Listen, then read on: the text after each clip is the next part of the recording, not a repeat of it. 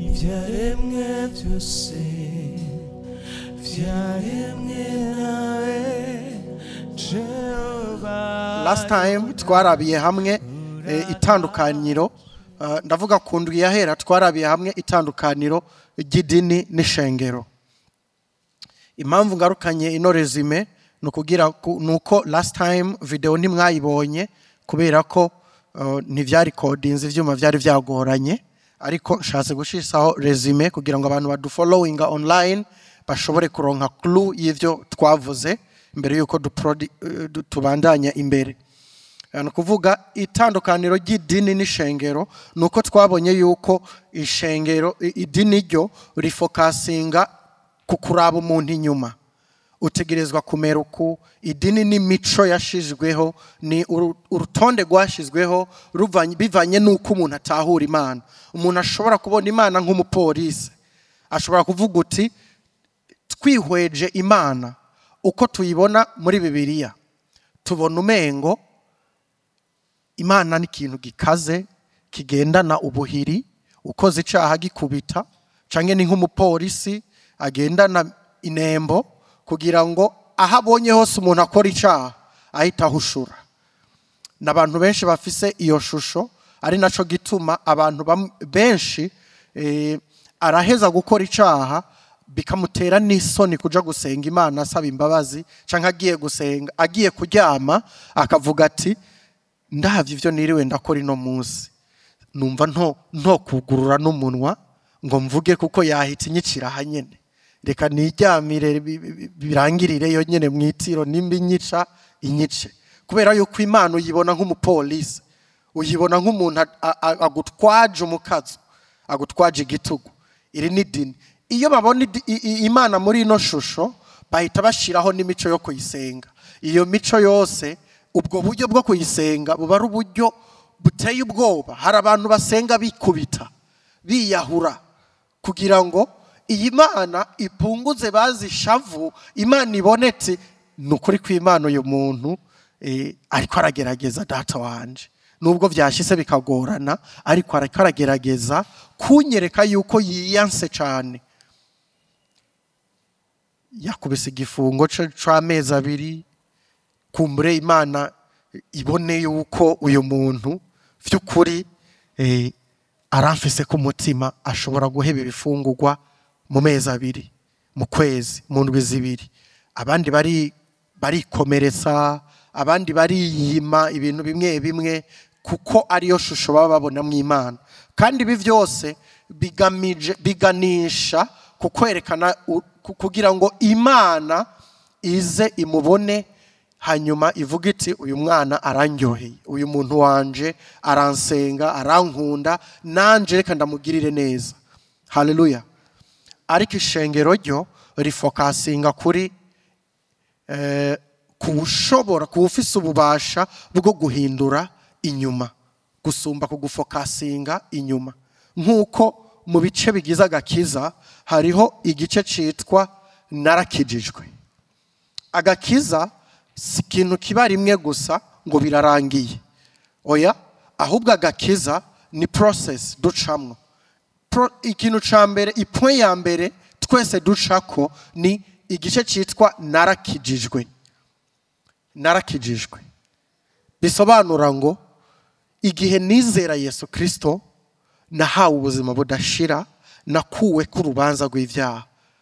Urubanza ntabwo ruzonsubirako, ubuzima budashira narabuhawe ntabwo nzobwakwa.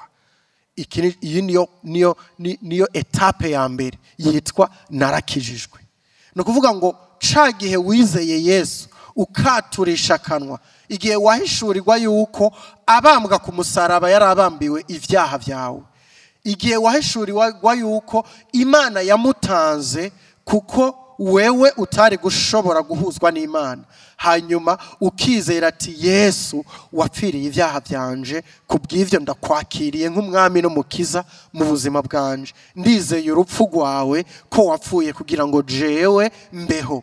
wakubiswe kugira ngo jewe ntazokubitwa za nkoni zizokubitwa abanyabyaha ku munsi w'iherezo. Wapfuye ugenda muri giheno, utabwa muri gihenomu. Data araguhebura avuga ngo data niki kikumpebesheje? Kijya gihe wari kuravuga ngo jewe data ntazompebe kubera ububi bwanje, ahubwo azogumane nanje no mu gihe nzoba namutsitaje. Haleluya. Ico gihe waturishije akanwa ukizeresha umutima, ubugiye muri periode ya mbere yitwa ndakijijwe. No kuvuga nkijijwe iki? Nkijijwe kuzoja mu muriro. Umuntu yakiriye Kristo ntashobora kuja mu muriro, ivyo biba bivuyeho. Umuntu yakiriye Kristo azoja mu ijuru. Umuntu yakiriye Kristo afise ubuzima budashira. Iyi niyo point ya mbere. Hari abantu rero bagarukira hano. Ibi byose nta kiguzi bisaba. Imana nta kiguzi twaka ngo kugira ngo ndaguhe ubuzima budashira, kugira ngo ndaguhe ijuru manzu umpe ibi nibi, manzu utanga amashikanwa, manzu ukora ibikorwa bimeze uku, manzu ugaragara inyuma kumbure ugaragara ukuntu kanaka, wambara uku canke wifata uku. Ahubwo Imana iha ubuzima budashira umunyabyaha yemeye gusa kwizera ko Yesu yamupfiriye.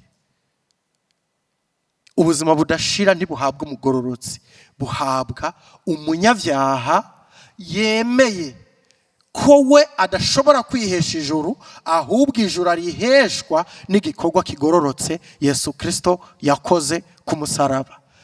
Aho ubuzima budashira aca buronka. Ibi byose Imana nta kiguzi ikwaka, ibikora ku buntu.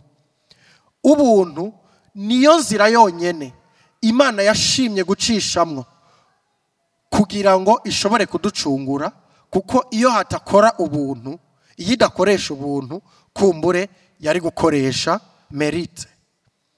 Kamem iyo wagiye gukorera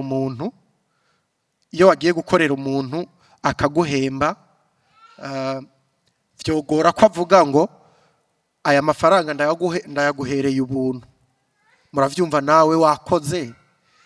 Jewe nk'umuuba amafaranga yanje nkorera burindwi yinjiye kuwa kabiri, ntabwo uba yovuga ngo yampaye kuri gusa kandi narakoze. Ubusubuntu. Hamwe Fabrice yoza muhiri wanje akamfasha gukora utuntu kanaka, agakora, hanyuma nkamuhemba, nkaca mvuga ngo aya mahera ronda guhaye ngo n'ubuntu ndakugiriye. Ariko yavuga ati wayi ari ubuntu kandi nakoze, ahubwo ni impembo. Sawa? Imana ihaye ijuru, niyatanga ijuru ku bantu bakoze, abo bantu ntibazovuga ngo Imana yaduhaye ijuru kubera ubuntu, ahubwo bazovuga ati twararikoreye, twarakoze. Kameme Imana iduhaye ico dukwiriye kubera ko twarakoze. Ariko noneho kuko atawe ushobora gukorera ijuru, nico gituma Imana ikoresha ubuntu bwayo kugira ngo izane umwana wayo Yesu, yishire kw'igihano twohanwe, yishire ku bubi bwacu, hanyuma akore igikorwa gishimisha Imana. We amerita ijuru, hanyuma acaza dufata ukuboko tujewe ndamerita ijuru. Ariko kandi hamwe wo kwizera ko nshobora kugushikana mu bwami bw'Imana, no shobora kugutwarayo. Ico usabwa gusa no kwizera uyu mwami w'abami Yesu Kristo, ukizera ati kandi ibi bintu ambwiye birashoboka. Hamwe no shiro kwizera muri we, yomfata ukuboko.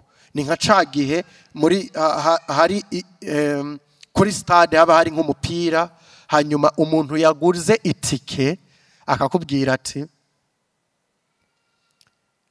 nta tike ufise, ariko wonyizera nkagufata ukuboko nkavuga kuri petit frere, nubwira bajya basekirite tukinjirana. Hari abantu babikoze mu bibuga vy'imipira, ukagenda ugafata umuntu ugaca umufata ukuboko ati ndi mutoyi wawe, mugaca mugenda kandi akanaharira ati bakamubuza nagura itike, nawe avuga ati uyu ni petit frere ntawe nsiga inyuma, kugeza babarise mukinjira. Uko niko Yesu abikora. Twarasomye cyanditswe kivuga ngo ntiyatewe isoni kutwita kutubera imfura, natwe tukaba bene se, kugira ngo adushikane mu bwiza, adushikane mu ijuru, adufata ukuboko, ageze imbere y'ijuru abwira Imana ati jewe ndamerita ijuru kuko narakoze igikorwa, narahanwe igihano, narakoze ibikwiriye, nico gituma niga. Ariko uyu ni petit frere, naramucunguye. Ico nico kitwinjiza mu ijuru, si ibikorwa byacu ahubwo n'igikorwa Yesu yakoze, niwe nyene itike. Haleluya. Iki gikorwa, iyi ntambwe ya mbere yitwa gutsindanishirizwa. Narakijijwe. Twese turatahura hano hantu, narakijijwe. Igihe umuntu ngo narakijijwe, no kuvuga igihe nizereye ko Yesu Kristo nahawe ubuzima budashira, narasezeraniwe kuzojanwa mu ijuru, nuko namwizeye azomfata ukuboko antware angeze mu ijuru. Haleluya. Indirimbo zo muri kantike zose nta nimwe ivuga ngo nzojanwa mu ijuru no nibikorwa, ahubwo zitangura zivuga ngo nari mubi, nari nishwe n'ivyaha, ariko ngo maze ninashika mu rugo kwa data nta kindi ngo nzoririmba ngo mbega Mana wankundishijwe n'iki ko je nari mubi, ni igiki cyakunkundishije. Nta uzoshika yavuga ngo jewe narakoze Mana nawe urabizi. Hoya, twese tuzoshikayo tuvuga duti ariko Yesu vyagenze gute kugira ngo jewe nyemere n'amakosa yanje? Bene data mwisi bonyene bari bandembeje, bari bafise vyinshi banyagiriza, ariko ni gute we wambona nk'umugororotsi? Nawe nta kindi azovuga ati nukuboneka k'ikimenyetso c'amaraso yanje. Haleluya. Nico conyene kituvugira imbere y'Imana. Iki nico gice ca mbere c'agakiza. Igihe ubwiye umuntu ngo narakijijwe, reka kwirigura ca hirya no hino wiraba ingeso zawe, wiraba ukuri, ahubwo banza umubwire ati narizeye umwana w'Imana. Niko gakiza.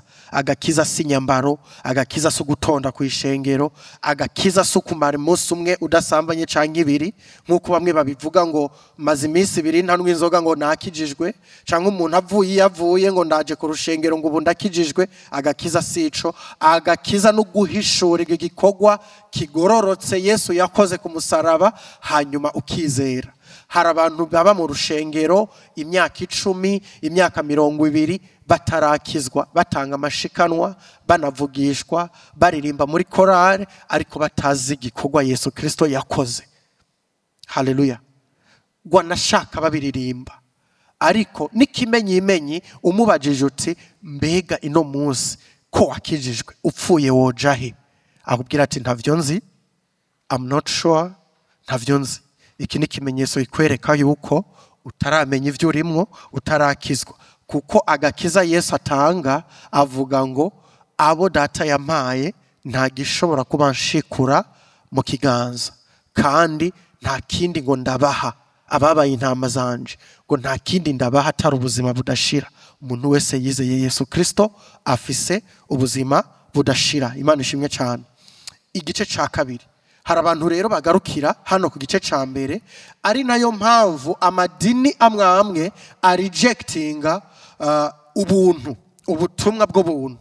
Bavuga bati ubuntu ni inyigisho y'ikinyoma, ni inyigisho y'icaduka, kandi bafise rezo. Kubera ko abantu benshi bigisha ubuntu bakagarukira kuri narakijijwe, berekana yuko agakiza kagarukira kuco Imana yakoze, bikaca birangira ubu umuntu wese ico yokora nta kibazo, nta ngaruka zihari. Inyuma yuko wizeye Yesu Kristo biba birangiye, biba bihagarariye aho nyene, uburindiye kuzoja mu ijuru. Suko uko nukuri, ariko kandi ntibiba bigarukiye ngaho. Imana ishimwe cyane.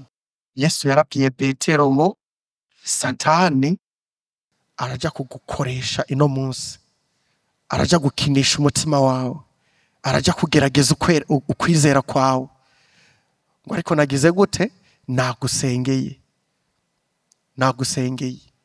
Bisobanura ngo nino munsi strugglinga n'icaha. Nico gice citwa ndiko ndakizwa. Kubera ko nkiri muri presence y'icaha, ndacakeneye kwezwa nk'uko Kristo yera. Ndacakeneye gusanishwa na Yesu Kristo. Abantu bigisha benshi inyigisho y'ubuntu bagarukira kuri narakijijwe, aho usanga abajene bitwara uko bishakiye. Aho duhamagarirwa kuba ivyete bisomeka, umuntu ntabe icete gisomeka. wagize uracamukomakoma akakubwira ati ntuncire urubanza jewe ndi kwa amaraso ya Yesu.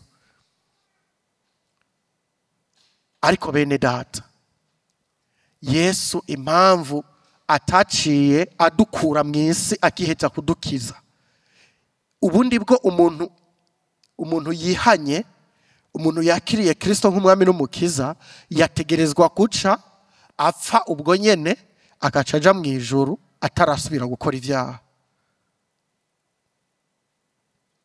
Mbatizwa nanje nari mfise iciyumviro c'uko ivyaha dusezeranye, umutima wanje warera, navuga ntaha icaha aho cambonye birarangiye. Ariko utarashika no muhira uba wamaze gucumura vyinshi cyane. Nico gituma turi muri presence y'icaha. Impamvu Yesu ataje adutwara mu ijuru no kugira ngo duhasoling, tugwane n'iyi presence y'icaha, twerekane agakiza kari ibwina muri twebwe, iyi mpwemu iba muri twebwe yongere yafekte esprit zacu, imitima yacu n'inyuma ku mubiri hacu, kugira ngo dutangure twikunkumure ingeso mbi. Imana ishimwe cyane.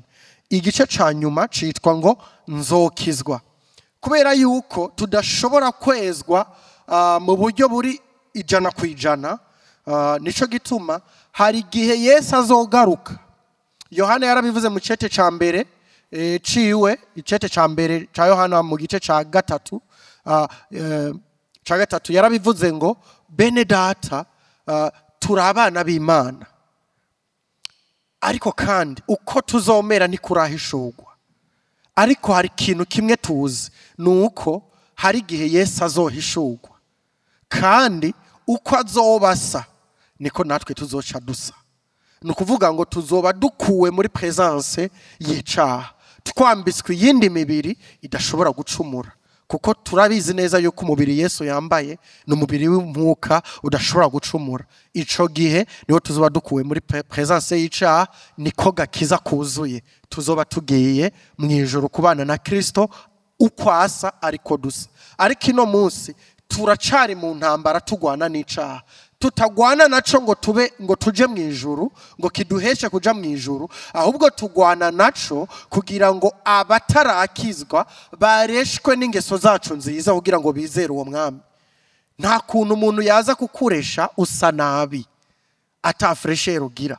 Birasaba yuko ubanza ukikora, ukamererwa neza, ugasa neza, hanyuma hari nabiga gutambuka, ukiga gutambuka nyene akantu nyene kari attractive, kugira ngo bekumbure abantu bakubona bavuge bati wow, ujya mukobwa ni mwiza, ujya mwana arameshe kabisa, asa neza, arasukuye. Ingeso zacu nziza ni kintu Imana ikoresha mu kuresha abandi, mu kubona, mu kugira ngo bizere ubutumwa bwiza bakizwe. Ariko bazokizwa gute mu gihe twebwe twenyene dusuko twishakiye? Bazokizwa gute? Imana ishimwe cyane. Aha rero nashaka turabire hamwe muri Tito igice ca kabiri, Tito igice ca kabiri umurongo wa 11 gushika ku murongo wa 13. Haravuga ngo kuko ubuntu bw'Imana bwaserutse buzanira abantu bose agakiza, butwigisha kwikunkumura ukutubaha Imana no kwifuza iby'isi, bukatwigisha kwama tudahugumba, tugororoka, twubaha Imana mu gihe ca none, twitega ivyizigiro vy'amahirwe no kuzoseruka k'ubwiza bwa Yesu Kristo, niwe Mana yacu ihambaye n'umukiza. Imana ishimwe. Buno butumwa bwa Tito burerekana neza bino bice bitatu twavuze. Igice ca mbere cyandiko ndakizwa kivuga ngo kubuntu bw'Imana bwaserutse buzanira abantu bose agakiza. No kuvuga ngo ubuntu bw'Imana bumaze guseruka, nta kindi bwazanye atari agakiza kubabwizeye. No kuvuga ngo abizeye bose barakijijwe, babaye mu gice ca mbere citwa ndakijijwe. Ubuntu bw'Imana nta kindi, iyo bwashitse mu buzima bwawe, ica mbere bukora buguhesha agakiza. Ica kabiri bukora, aca bandanya akavuga ngo butwigisha iki ni cya kabiri, butwigisha kwikunkumura ukutubaha Imana no kwifuza iby'iyi si, bukatwigisha kwama tudahugumba tugororoka twubaha Imana mu gihe ca none. Ngibi bintu ubutumwa bwiza bukora, kandi iyo ubuntu bushise mu mutima wawe bukaguha agakiza icambere, ica kabiri buguha bukwigisha kwikunkumura uko tubaha Imana. Ari cya gice cya kabiri cyitwa ndiko ndakizwa. Ndiko ndakizwa iki? Ndiko ndikunkumura uko tubaha Imana, ndikwikunkumura ubusambanyi, ndikwikunkumura ububeshi, ndikwikunkumura uguhugumba, akaboregwe n'ibindi. Ibi byose ubuntu bw'Imana buri kubikorera muri jewe. Bwabanje bumpa agakiza, bunkura ko gutsindwa n'urubanza. Ica kabiri bumpaye ubushobozi bunshoboza kwikunkumura uko tubaha Imana, kwikunkumura ikintu cyose Imana imbona ko nk'umugayo, kugira ngo mboneke nk'umuntu atagira agasembwa imbere y'Imana. Haleluya. Iki nico gice abantu bigisha ubuntu bagarukiye kuri narakijijwe ngo ubuntu bw'Imana bwaraserutse bumpa agakiza bikaca birangira, baca bamisinga hano ho kwikunkumura uko tubaha Imana. Arico gituma abajene benshi muri ino si ni Bujumbura iwacu mu gisagara byarashitseyo, aho amashengero yigisha ubuntu atanguye kuza ari menshi, bafise kino kibazo cy'uko batabona ivyamwa by'ubuntu bw'Imana buri muri bo, abantu bo hanze, kugira ngo bemere inyigisho y'ubuntu. Nta kindi kintu gishobora gukiza umuntu atari ubuntu bw'Imana. Ubuntu bw'Imana buvugwa uhereye mu isezerano rya kera. Haleluya. Ubuntu bw'Imana buvugwa guhera mu itanguriro, aho umwana w'umuntu akora icaha, Imana yaza kumubaza ati wewe bimeze gute, uri hehe? Akavuga ati numvise uri kuraza ndiruka kunyegera. Kubera iki? Aho ntiwariye kuri ca camwa. Nakavuga ati ewana, ni wa mugore yampaye nge. Iri jambo riri so deep. Ibaze Imana yahaye instruction umugabo, iramubwira ati ni wewe mutwe w'urugo, iki camwa ibindi byose muravyemerewe, ariko hano ntimuzokoreko. Nimwabikorako muzoba mukoze ikosa rikomeye cyane. Hari abantu bavuga ngo n'ubusambanyi, ariko so busambanyi. Muzoba mukoze ikosa rikomeye cyane, ikosa ryanatumye Satani akororerwa mu isi. Kwifuza gusa n'Imana, kwifuza kumera nk'Imana, kwifuza kuba umuremyi, kwifuza guhimbazwa nk'uko Imana ihimbajwe. Haleluya. Satani yaraje arababwira ati Imana yarababeshe, ntiyashatse ko kumumera nkayo. Ndababwiza ukuri, nimwakijya iki muzoca mumera nkayo. Icakororeye Satani mu isi nuko yigeze kuvuga ati nanje ndashaka kubaka ubwami hano mu ijuru, kugira ngo ngire nanje nkuri Imana kuri ijya ntebe yicayeko, nanje nzogira abantu bampimbaza, nanje bampimbaza, kuko ivy'Imana ikora ntawe utobishobora. Uko niko twese tumeze, kubera iki kintu Satani yateye mu bantu. Uno mugera ni ukuvuga Eva amaze kurya agashira n'umugabo akarya, twaciye tugira agatima ka Satani. Nino munsi twama dufise aka kantu, turaba mu rushengero, turaba no mu mashirahamwe, tukavuga ati none kubera iki Fabrice ari we batoye ngo abe umukuru w'ishirahamwe, mbega adusumba abandi kuba yo gukora ivyo bintu, natwe twobikora. Hagaca ingorane zikaca zaduka aho nyene, igifunsi barondera ingene bamukubita hasi, yari ibi, yari amahera y'ishirahamwe, yagize nuku. Akagatima kava ku camwa, ku karangamutima ka Satani umuntu yanduriye hariya muri Eden. Imana iriko irabaza umugabo rero, nawe atanguye kuyagiriza yuko yamuhaye umugore mubi, ari we yatumye akora icaha. Mu yandi majambo ariko arasha kwereka Imana yuko Mana we urironge, wampaye umugore mubi, kubera uyu mugore wampaye niwe yambeshe. Murumva ibi vyaha inyuma yuko bakoze icaco kujya gusa, murumva ivyaha gitanguye kuvyara. Ikindi naco baca biruka kwironderera utuntu bambara. Haleluya. Iri ni kosa rikomeye cyane umuntu yakoze amaze kujya icamwa muri Eden. Ariko Imana mu buntu bwayo tubona ikora iki? tubona ibaronderera umwambaro, irirengagiza umuntu. Ntaho tubona na rimwe umuntu avuga Mana ati mbabarira ndaciye bugufi nakoze ibidakogwa. Haraho murasoma? Naho ndasoma mwitanguriro, naho ndasoma Adamu ari gusaba imbabazi. Aka karangamutima n'ubu turagafise, dupfuye dutera igere, aho umuntu amenya neza ko ari ronge ariko akaguma yihagazeko, ntashake gusaba imbabazi, ntashake guca bugufi. Igihe uzokwibona ko bino bintu uzomenye ko urimwo umugera mubi wanduriye kuri Satani. Haleluya.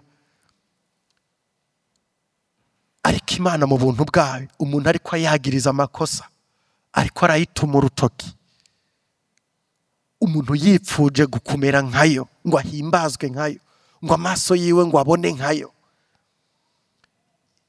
Imana turabona mu bugwaneza bwayo igenda kurondera igikoko ikakibaga ikamwambika. Imana ikamukura muri Edeni ikamuterera hanze. Murumva ubu bugwaneza bw'Imana, ubu n'ubuntu bw'Imana.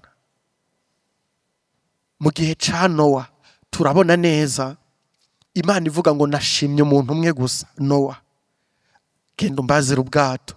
Ubwato burabazwa, ariko turabona mu bwato hinjirayo n'abandi bantu Imana itashimye. N'ikimenyimenyi, umwuzure umaze guhera, abo bantu batumye na Nowa bamukoresha amakosa. Si uko bari bakwiriye, ahubwo nuko bari bafitaniye isano n'uw'Imana yashimye. Niyo mpamvu bari mu bwato. Ntaco barusha abandi bapfiriye mu mwuzure, ntaco barusha abandi batwawe n'imvura, ntaco barusha abandi bamizwe n'amazi, ariko gusa nuko bari bafitaniye isano n'uw'Imana yashimye Nowa. Nico gituma bagiriwe ubuntu bwo kuba mu bwato. Mwene data, nimba mu rushengero hatigishijwe ubuntu turonka igihe twizeye uwashimishije Imana Yesu Kristo, ari byo biduhesha agakiza, two kwigisha ikise ko Bibiliya ivuga ubuntu gusa. Imana ishimwe cyane. Ikindi kintu ubuntu bukora, inyuma yuko butwigishije kudahugumba, buca butujana mu kwitega ngo twitege ivyizigiro vy'amahigwe no kuzeseruka ku bwiza bwa Kristo, niwe Mana yacu ihambaye n'umukiza. Iki ni ca gice ca gatatu ca nzokizwa. No kuvuga ngo hari gihe Yesu azohishurwa akaza atuzaniye agakiza, atuzaniye ahishuwe aserukanye ubwiza, kugira ngo atudware mu kibanza ciwe, mu kibanza ariko aradutegurira kuri uno munsi. Aha niho tuzoba agakiza kacu kazoba kuzuye, mu buryo tuzoba dukuwe muri presence y'icaha. Ibi rero biraba mu buzima bwacu bwa Rukristo. Dusomye mu butumwa bwiza bwa Luka, turabona inkuru y'ingene bino bintu bikogwa mu buzima bw'umwana w'umuntu, mu buzima bw'uwizeye. Haleluya.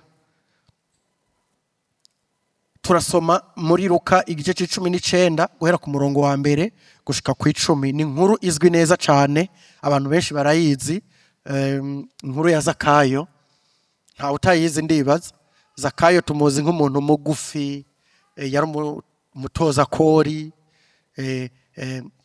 Nka background, abatoza kori bari abantu bankwa muri societe y'Abisirayeli. Impamvu bankwa nuko Abaroma bamaze kuza gukoloniza ubwoko bwa Isirayeli, baragiye mu bantu barababwira bati Umwisirayeli ntiyemerewe kurima, ntiyemerewe gutunga, ntiyemerewe business, ariko abarimu, abaherezi, abafarisayo muremerewe ku looking smart, kugira ngo muze mushobore kuja muradushikanira ivyo twipfuza imbere. Nico gituma systeme y'Abaroma ni systeme yagiye cyane yinjirana na church. Muhora muvyumva no mu Burundi amatora araba, sena igatanga icegeranyo, Ekereziya Gatolika igatanga ikindi cegeranyo cayo. Systeme ya kiromani na politike ni ibintu byinjiranamwo, ni ibintu byegeranye cyane. Ikintu ca mbere bakoze begereye ishengero canke idini, ico gihe ryari idini ry'abayuda. Baravuga bati aba bantu b'Isirayeli bakunda idini ryabo gusumba ikindi kintu cyarico cose, reka twiyegereza ababarongoye, niho tuzobabwira ati zana amagi zana amasoro, bakayazana. Baca babwira abandi bantu uti mutubere aba tax collectors, abatoza amakori, kugira ngo nitwakenera imisoro abantu batoza amakori mugende muyadutoreze, uko nimwe muzi community, nimwe muzi ururimi, nimwe muzi imico yanyu, mubatoze. Hanyuma aba bantu kuko babashira ko pressure cyane, wari yari kuguca igihumbi akaguca ibihumbi 2, abantu barabanka, bavuga bati aba bantu bifatanije na Sekibi, kuko umuroma bamubona nka Satani, nka Sekibi. Basezeranirwa Kristo, bavuga bati numwami aje kudukuriraho Sekibi, abaroma. Impamvu batamwemeye nuko yaje bakabona ahubwo nyine yibandanije mission yindi, nakuyeho abaroma. Baravuga bati uyu siwe. Nino munsi muri Israel ntibagira umwami, intebe y'ubwami iri empty, bafise premier ministre, umwami baracamurindi yazoza, ntibaremera ko Kristo ari we yaje, ari we mwami. Guhera kiriya gihe intebe y'ubwami iracagaragara, bafise premier ministre nuno munsi. Haleluya. Reka dusome rero inkuru ya Zakayo. Ashika i Yeriko, ariko arahaca, hari umuntu yitwa Zakayo, yari umutoza kori mukuru kandi yari umutunzi. Ageza kuraba Yesu ngo amenye uko asa, bimwankira ku bw'ishengero kuko yari mugufi. Arirukanga aja imbere, yurira igiti citwa umusokomora ngo amurabe kuko yagira ace mw'iyo nzira. Yesu ahashitse ararangamiza, aramubarira ati Zakayo, ururuka vuba kuko uyu munsi nkwiye kurara iwawe. Tugarukiye hano, Zakayo reka tumugereranye n'umutunzi wa mbere dufise iwacu mu Burundi. Izina umuntu avuye vuba mu Burundi ninde? Ni Ribe, ni Ziranotse. Voilà, Ziranotse. Reka tugereranye Zakayo na Ziranotse. Ziranotse, Zakayo yari umutunzi wo ku rwego rwo hejuru. Muravyumva iki gihe aba tax collectors bari bemerewe no kugigiturire, bari bemerewe no kugucaginga yarenze kuyo bategerezwa kugucaginga. Abantu rero barabanka, barabatunzi bo ku rwego rwo hejuru. Reka dufate nka Ziranotse. Yesu nawe tumugereranye na jewe hano. Jewe mu mateka yo Burundi sinzwi, sinigeze mbu wa mbere mu ishuri, nta kintu nakoze ngo kimenyekane. Kireze ko nasohoye uturirimbo tumenyekana gace kamwe gusa mvukamwo, nta handi, nta kintu kinzwi ko vy'ukuri. Yesu muri iki gihe abantu bose bari bamuzi nk'umwana wa Yosefu na Mariya. Yosefu na Mariya nta kindi bari bazwi ko, kumbura abantu bamwe bari baziti uriya mukobwa kumbure yarigeze gutwara ijyanda afise, yahitwaye ari yishushu. Yosefu nawe azwi nk'umubaji. Umubaji muca mumenya ibintu by'ababaji, araguha isango yo kuja gutora imiryango wakoresheje. Ugiye kuri ya sango ugasanga ntaranatangura kubaza urubaho. Abo bari bazwi, bashobora kuba bari bamuzi muri ubwo buryo. Nta kintu c'agaciro bavuga bati twomenya kuri uyu muntu Yesu. Ariko atanguye ngo mu mwaduko wiwe wo kuvuga ubutumwa, abantu batanguye kumukurikira kuko yagiye yiyegereza abakene.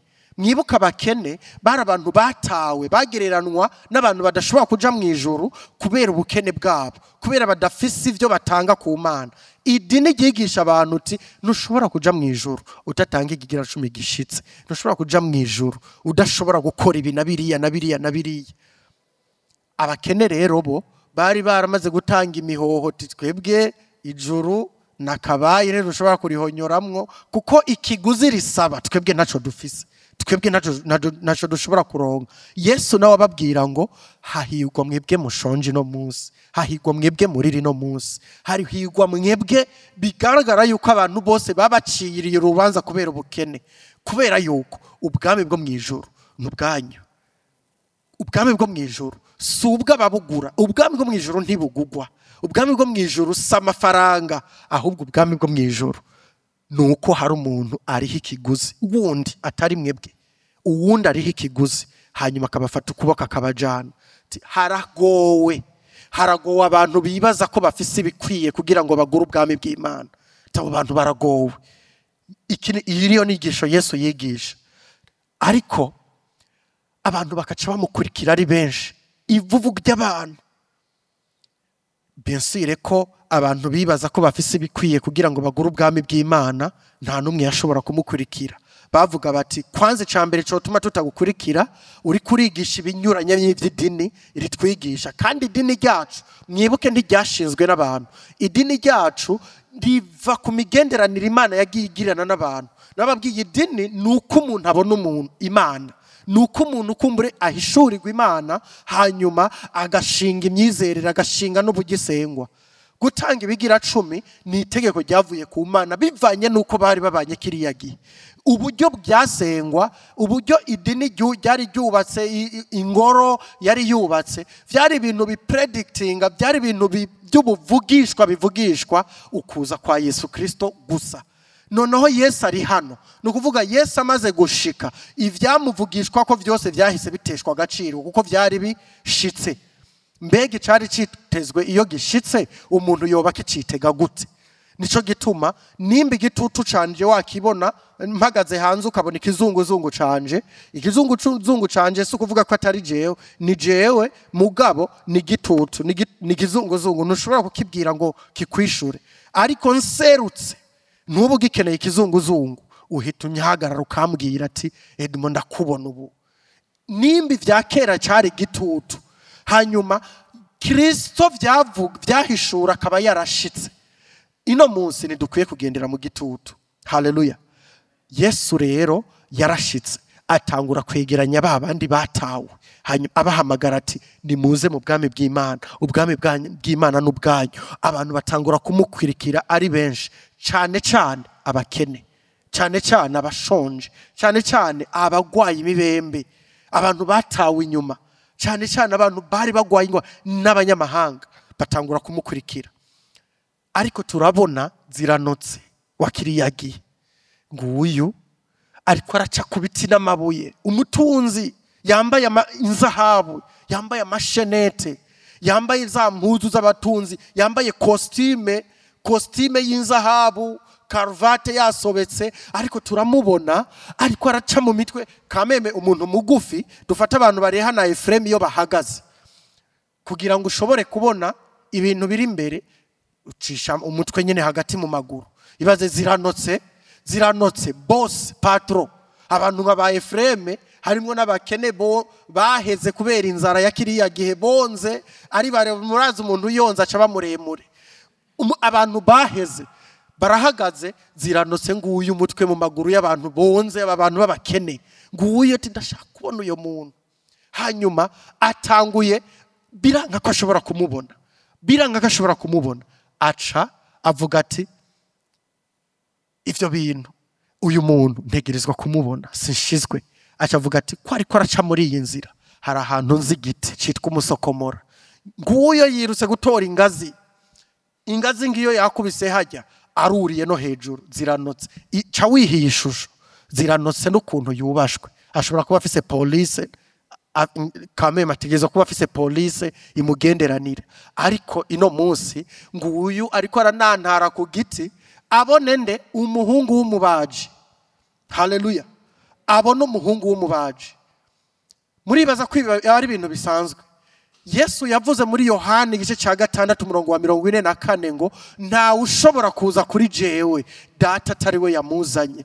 Nimba umutunzi yemera agaterera hasi ubutunzi bwiwe, icubahiro ciwe, akaza gwana n'abantu babakene bashonje bagowe, kugira ngo ashobore kubona ushobora kumukiza. Mumenye neza yuko uyu wari umuhamagaro w'Imana. Haleluya. Iyi yari intambwe Imana yamutesheje yo kugira ngo ahure n'agakiza. Yesu muri aba bantu bose, muri iri shengero ryose ry'abantu bari bamukurikiye, tubona ashika aho hantu. Yesu yavuze ngo data bisabwa yuko agukwegera iwanje. No kuvuga ngo Yesu data ararungika notification ati hari umuntu nakurungikiye cakira. Zakayo yibereye ku giti mu isoko ry'abantu bose. Tubona Yesu ashitse aho hantu atirwa arigora gusa caraba ati mzee bimeze gute patro, ino munsi ndagufitiye inkuru nziza, ndashaka kuja kurara iwawe. Haleluya. Ndashaka kuja kurara mu nzu iwawe. Zakayo aca bigenza gute? Yururuka vuba amwakirana akanyamuneza. Kwakira Yesu mu nzu, Yesu avuga ngo umve mpagaze ku rugi ndaramukije, umuntu niyumva ijwi ryanje akugurura ndinjiriwe dusangire. Yesu ntavuga iyi miryango y'amazu, abariko aravuga imitima yacu. Haleluya. Avuga ngo mpagaze ku rugi rw'umutima wawe.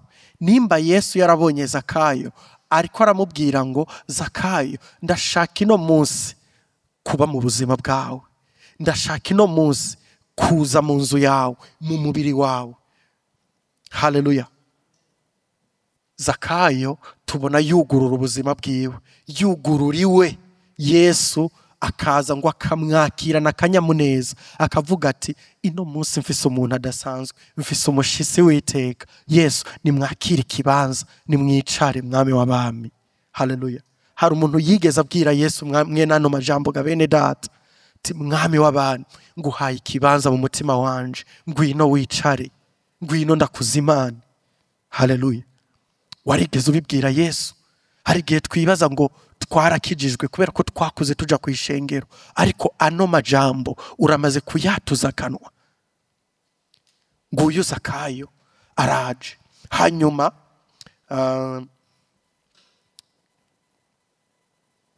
Hanyuma bati ko babibonye bose baridodomba bati ko yinjiye kurarira umuntu w'umunyabyaha. Zakayo arahagarara abwira umwami Yesu ati raba mugenzi, umugabane w'itunga ryanje ngira ndawuhe aboro. Hanyuma hari ikindi kintu abantu baciye batangura gukora, batanguye kuvuga bati raba Yesu yinjiye mu nzu y'umunyabyaha, yinjiye mu buzima bw'umunyabyaha. Ino munsi hari amashengero amwe bavuga bati ntidushobora gushingira umukobwa wacu umunyabyaha, abantu tudasenga hamwe, kubera ko abo bantu n'abanyabyaha. Ariko bene data, abanyedini ngaba turababona batangura bavuga bati mbega kuki Yesu yemeye kwinjira mu buzima bw'uno muntu w'umunyabyaha? Kubera iki? Ntiyarakwiye kwinjira muri we. Ariko Yesu tubona atatewe isoni kuba mu buzima bwa Zakayo, kuba mu rugo rwa Zakayo. Ntivyamuteye isoni, nubwo abanyedini bariko baravuga ngo ntiyarakwiye kuba mu buzima bwiwe. Ariko Yesu arangiriza ku majambo meza ngo umwana w'umuntu yaje kurondera no gukiza icari carazimiye. Imana ishimwe cyane. Yesu amaze gushika mu buzima bwa Zakayo yakoze ikintu gikomeye cyane. Zakayo acahaguruka akavuga ngo ngiri itunga ryanje, abantu nivye, abantu nanyaze, abantu nasahuye, ndabashiriye mbere ndabariha ingero 5, ingero 6, ingero 10. Haleluya. Iki nico Kristo iyo yageze mu buzima bwacu akora, atangura gukurayo kwa kutubaha Imana, atangura gutuma twikunkumura ukutubaha Imana. Zakayo yakiriye Yesu akira umutoza kori, amwakira mu buzima bwiwe akira umutoza kori. Yesu ntiyatinye kwinjira mu mutima w'umunyavyaha umutoza kori, ntiyatinye kwinjira mu buzima bw'umuntu abantu bose bataye, ntiyatanguye kwinjira mu buzima. Yesu ntiyamanje kubwira Zakayo ngo manza ugende usubize ivyo wivye hanyuma uze unyakire mu buzima bwawe. Yesu idini niryo rikubwira ngo manza wihane hanyuma wakire Yesu, ariko Yesu avuga ngo ukonye nuri ndashaka kwinjira mu buzima bwawe. Ukira umusambanyi, ukira imboregwa, ukira umusuma, mpakaryo gusa ninjire mu buzima bwawe, kuko jewe aho ngeze hari ibintu bica bihinduka. Ngeze mu buzima bwa Zakayo aca asubiza ivyo yivye akabisubiza mbere n'inyungu, kugira ngo ubuzima bwiwe ategure ikibanza mu buzima bwiwe kugira ngo Kristo yagukirwe. Haleluya. Ndasavye ngo urabe mu buzima bwawe ni ikihe kintu gitumye Yesu atagukiwe mu buzima bwawe. Raba mu buzima bwawe ni hehe Yesu atagukiwe. Ni ikihe kiri mu mutima wawe kiriko kiragwanisha ikibanza na Yesu Kristo. Muri School of Worship twabonye icari co gusenga ibigirwamana. Umwigisha yavuze ngo gusenga ibigirwamana si ukwikubita imbere y'ikintu cy'ikibumbano, ariko gusenga ibigirwamana ni ca gihe umutima wawe, ivyiyumviro vyawe, igice kinini cy'ivyiyumviro vyawe n'umutima wawe kiri ku kintu kanaka, hanyuma ukabwira Yesu umuhenda ngo Yesu ndakugize uwa mbere mu buzima bwanje, ariko Yesu yaraba agasanga ari muri competition n'ikindi kintu, swat umuntu, amafaranga canke ikindi kintu cyari cyo cyose. Ugasanga umutima wawe Yesu ariko aragwana n'ibindi bintu washizeyo. Raba mu buzima bwawe mu mfuruka, mbega mu mfuruka z'umutima wawe hari yiki? Mbega ntiwumva ko ukwiye kubisubizanya inyungu?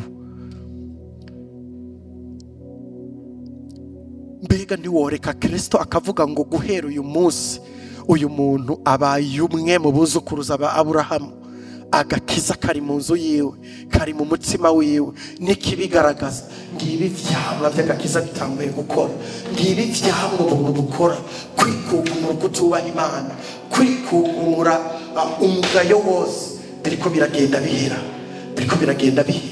ariko arasubiza ibya Satani, ariko arasubiza ubusambanyi Satani, ariko arasubiza ububeshi Satani, ariko arasubiza urusaku Satani, kugira ngo Kristo abe muri we ahwiriye, ubuzima bwiwe buhindutse. Haleluya. Ndashaka umuntu avuga ati mu mutima wanjye ikibanza nticyagutse. Ndashaka dusenga Imana kugira ngo ifashe kugira ngo iki kibanza cyagure, yagure ikibanza mu mutima wanje, kugira ngo Yesu ndamugire agwiriye, kugira ngo Kristo abe mu buzima bwanje yagukiwe, kuko ivyo bizomfasha kuba ikintu gisomeka mu bandi. Ndashaka uyo muntu avuga ngo ndashaka dufashanye gusenga kugira ngo Kristo yagukiwe mu buzima bwanje, ashike hano imbere dusenga Imana. Nimba uvuga uti umutima wanje ndabizi neza ko Kristo atangukiwe, ndazi ko ikibanza cyanje cyo mu mutima kumbure hariyo umwitwarariko w'ubuzima. Uyu mwitwarariko ushobora gutuma sometimes ntitwararika ibyo bwabo bw'Imana, ntitwararika gusenga, ntitwararika gukorera Imana, ntitwararika gutangira Imana, ntitwararika gufasha abandi, ntitwararika gusoma ijambo ry'Imana, ariko gitwararika iby'ubuzima bwa kino gihe, iby'ubuzima bwanje, iby'ubuzima bw'umuryango, ibyo gukora akazi n'ibindi.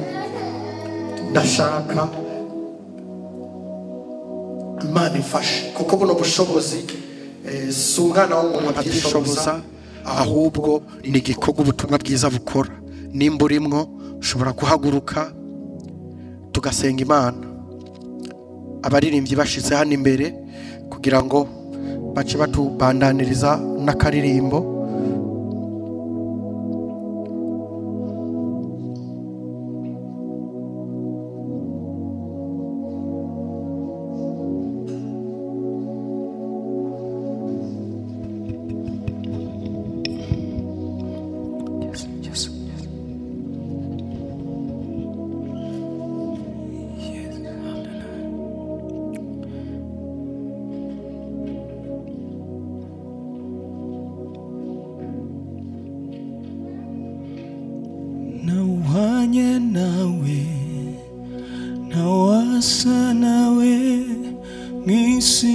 mw'ijuru uri Imana ivyaremwe vyose vyaremwe nawe Jehova Adonai uraganje ntawanye nawe ntawasa nawe turashobora kuvyaguruka isi mw'ijuru uri Imana ivyaremwe vyose vyaremwe nawe Jehova Adonai uraganje Mana ntabwo icubahiro ndagushimiye ubukuru bwawe ndagushimiye ubumana bwawe ngushimiye kugira neza kwawe ntuhabwe icubahiro mwami